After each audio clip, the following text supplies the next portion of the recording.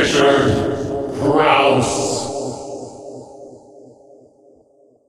Well, the whole story behind where this film kind of started is that the co-creator of the documentary, Lenny Panzer, and I really wanted to write a movie and produce a movie that would be on the level of what John Hughes did. And despite our best efforts, we realized that it's incredibly hard to do. It's extremely hard to come up with an original idea, especially, quite a few years after he did what he did. And we kind of realized that the reason nobody has been able to duplicate it is because it's extremely hard. So instead of making a film in the style of John Hughes, we decided to make a film about John Hughes. Well, what was it about those movies that drew you in? I had a very personal connection, and I think that I'm not alone. I think the magical quality of those movies is that everybody seems to be affected by them like they're watching their friends on the screen. And I think that's rare for a film to be just more than entertainment, especially when you're a teenager.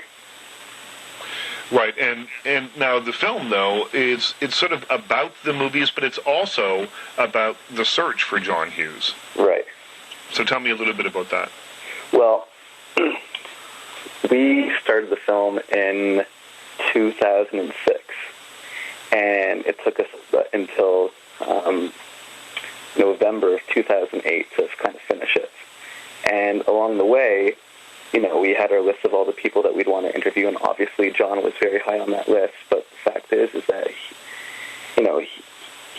he doesn't do interviews, and he wouldn't do an interview with magazines or TV for quite a few number of years, and we didn't think he'd do an interview with us.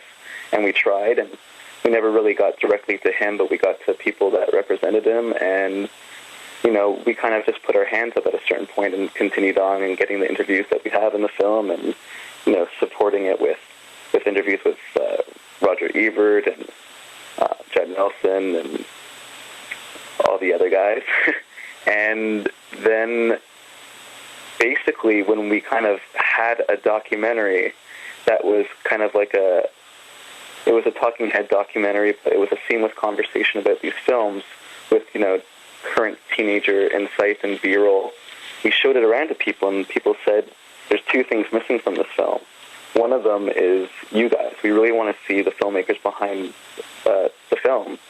And we want to see you go after John. You guys got some great interviews, but the one thing that you're missing is John Hughes's, and we want to see you do everything in your power to do it.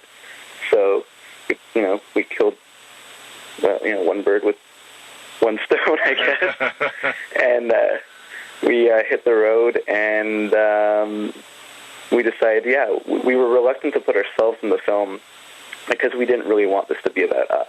Right. We wanted this to be about John. But the more and more we showed it to people really said that they really did want to see kind of our own personal journey and really want to see, if by knocking on his door and him getting to meet us face-to-face instead of through an email, maybe he would talk to us, because maybe he didn't understand that his films really did affect people on such a deep level. Right, and now that he's passed away, though, I think it's worth pointing out that the film isn't so much a posthumous tribute to him, because you didn't change the film once he passed away. Yeah, we got a lot of emails after he passed away, saying, are you guys going to go back to the people you weren't able to get? That now that there's new people that have come out of, the woodwork, I guess, are you going to talk to them? And we kind of said, we didn't make this about his death. We made this about his life. So we wanted to keep the integrity of the film as it was and add just a bit of an epilogue so people that aren't aware, and I don't think there's very many now, but that John Hughes died shortly after we finished the film. Richard Rouse.